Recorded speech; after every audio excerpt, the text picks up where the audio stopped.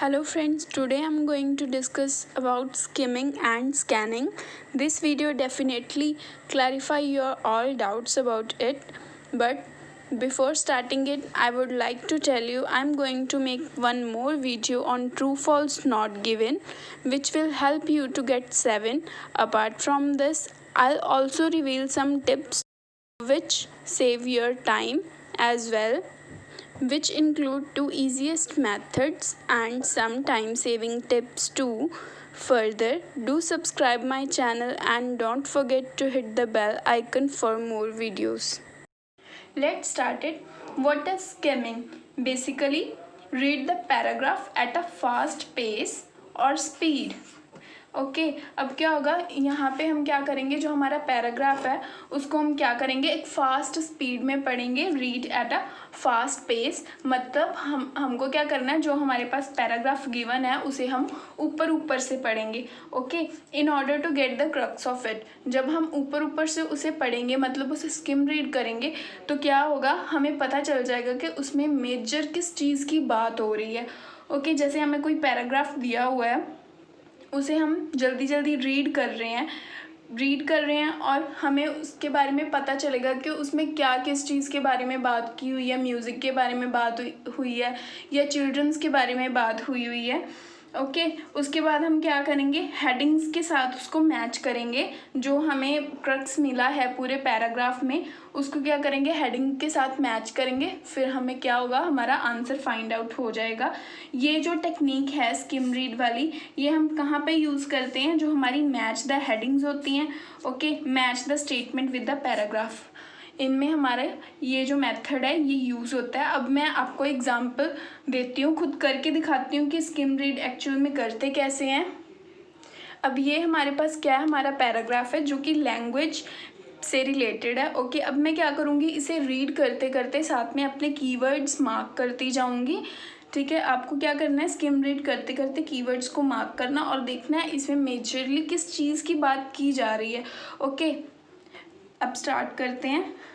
The music is one of the human species relatively a few universal abilities without the formal training, and any individual from the Stone Age tribesman suburban teenager has the ability to recognize the music and some fashion.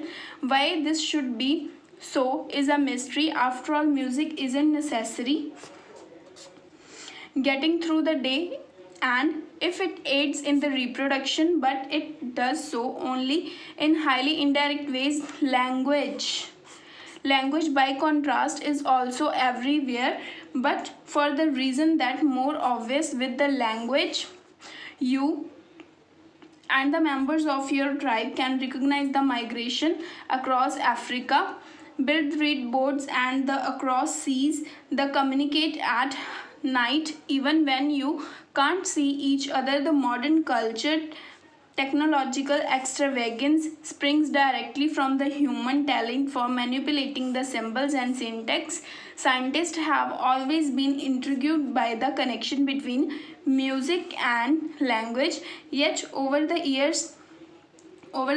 words melody have acquired vastly different status in a lab and the seminar rooms. While language has long been considered essential unlocking the mechanism of human intelligence, music is generally treated as an evolutionary frippery, mere auditory cheesecake, as the Harvard cognitive scientist Steven Pinker puts it.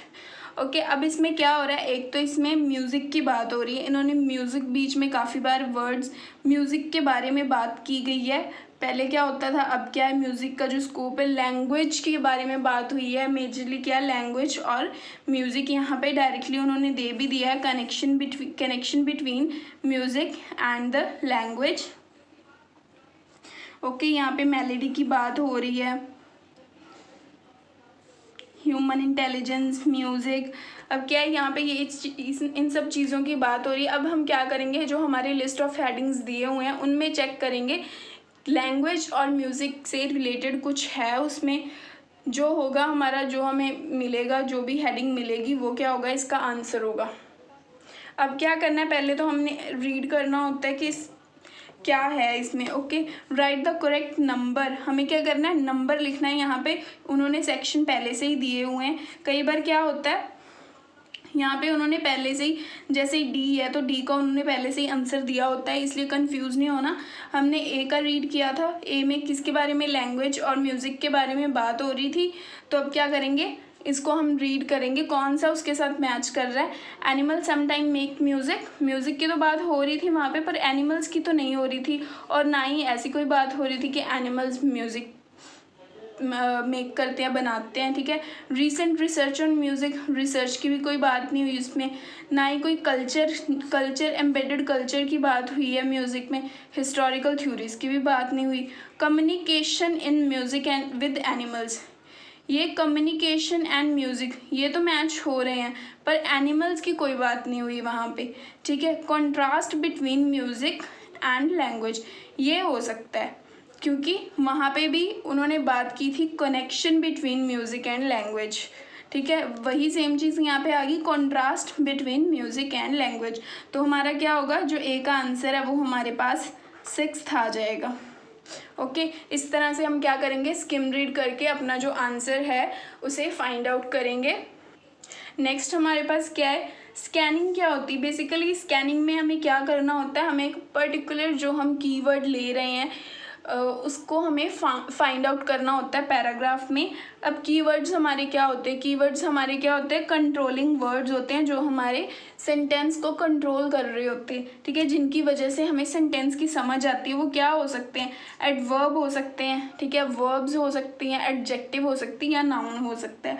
Okay, पहले हमें क्या करना है, underline करने हैं keywords. ठीक है, फिर हमें फाइंड आउट करना होता है पैराग्राफ में कीवर्ड्स को। जब हम कीवर्ड्स को फाइंड आउट करते हैं प्रॉपर पैराग्राफ में, तो उसको हम क्या बोलते हैं, स्कैनिंग बोलते हैं। ठीक है, जब हम एक कीवर्ड को फाइंड कर रहे हैं, पर्टिकुलर कीवर्ड को पैराग्राफ में, उसको हम क्या बोलेंगे, स्कैनिंग बोलेंगे। कि हम एक पर्टिकुलर वर्ड को लेके चल रहे हैं, उसी वर्ड को हमने ढूंढना, उसी वर्ड पे फोकस करना। ओके, और ये जो टेक्निक है हमारी स्कैनिंग वाली, ये हमारे लिए कहाँ पे यूज़फुल है, ट्रू फॉल्स नॉट गिवन और येस नो नॉट गिवन में, और फिलअप्स में। यहाँ पे हमारे लिए ये टेक्निक बहुत ही यूज़फुल है। हम इसको यूज़ करके अपने कीवर्ड्स को फाइंड आउट कर सकते हैं और फिर अपना आंसर मार्क कर सकते हैं। चलिए अब हम इसको भी रीडिंग पे एक बार करके देख लेते हैं। ये हमारे पास क्या है, ब्लैंक्स हैं। पहले तो हम क्या करेंगे, जो हमें इंस्ट्रक्शंस दिए हैं उनको रीड करेंगे। Complete the sentences below with no more than 1 word. क्या आएगा यहाँ पे हमारे पास, 1 वर्ड।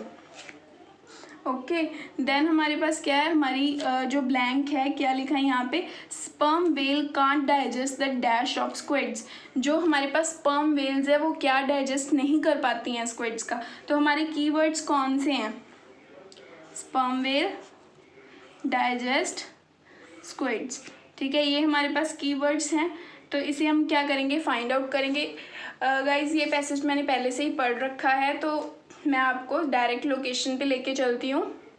इस पैराग्राफ में है इसकी location, as sperm whales navigate the oceans they often dive down to 2 kilometre और more below the sea level to prey on squid. अब क्या करते हैं, वो अपने शिकार के लिए 2 किलोमीटर नीचे डाउन टू ओशन चले जाते हैं, या इससे भी नीचे जा सकते हैं अपने प्रे के लिए। Most famously the giant squid के लिए it commonly accepted that the ambergris from the whale gut intestine as the creature attempts to deal with a squid's beak. Sperm whales are rather partial to squid but seemingly struggle to digest the hard and sharp parrot-like beaks. अब हमारा keyword क्या था, हमारे पास digest आ गया, squids था हमारे पास एक, ये रहा हमारा स्क्विड्स, और स्पर्म वेल्स था। ठीक है, हमारे 2 कीवर्ड्स मिल गए हमें, स्पर्म वेल्स, डाइजेस्ट और पार्शियल टू स्क्विड्स। एक ही लाइन में, एक सेंटेंस में हमें तीनों कीवर्ड्स हमारे मैच हो गए, तो हमें लोकेशन मिल गई। ओके, तो अब आंसर क्या हमारा, उन्होंने क्या बोला था हमारे पास, sperm whale can't digest the dash of squids. Squids का कौन सा पार्ट था जिसको वो डाइजेस्ट नहीं कर सकते थे। तो यहाँ पे उन्होंने क्या लिखा है, beaks.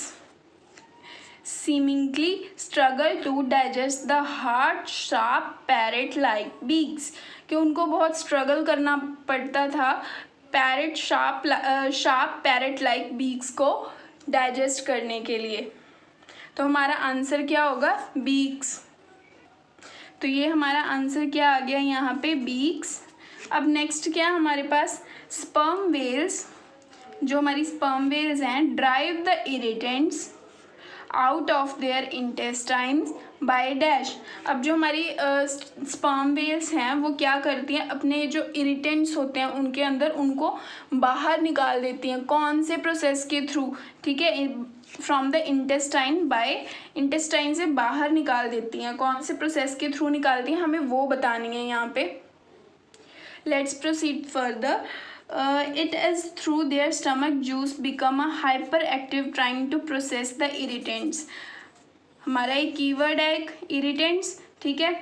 The eventually hard resinous lumps are formed around the beaks and then expelled out from the inner by vomiting। उन्होंने क्या बोला था कि कौन सा प्रोसेस था जिसके थ्रू वो इंटेस्टाइन से बाहर निकाल देते थे। तो यहाँ पे क्या लिखा है इन्होंने, वॉमिटिंग।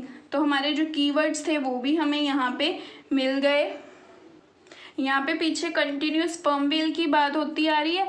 यहाँ पे हमारा कीवर्ड था इरिटेंट्स, यहाँ पे इनर्ड, वहाँ पे क्या था, इंटेस्टाइन था, बाय वॉमिटिंग। देखिए वहाँ पे जो ब्लैंक्स है वहाँ पे भी क्या है, यहाँ पे क्या लिखा हुआ है, इंटेस्टाइन बाय डैश। तो यहाँ पे क्या है, इनर्ड, ठीक है, बाय डैश। बाय के बाद ही जो हमारा क्या है यहाँ पे आंसर आ रहा है, वहाँ पे भी जो हमारी ब्लैंक है बाय के बाद ही है। तो ऐसे हमने हमारे कीवर्ड्स को फाइंड आउट कर लिया with the help of scanning. I hope आपको पता चल गया होगा स्किमिंग और स्कैनिंग दोनों में क्या डिफरेंस है। ओके, अगर आपको ये वीडियो अच्छी लगी है तो प्लीज़ इस वीडियो को लाइक करिए और मुझे कमेंट बॉक्स में ज़रूर बताइए कि आपको ये वीडियो कैसे लगी। ओके, और don't forget to subscribe my channel.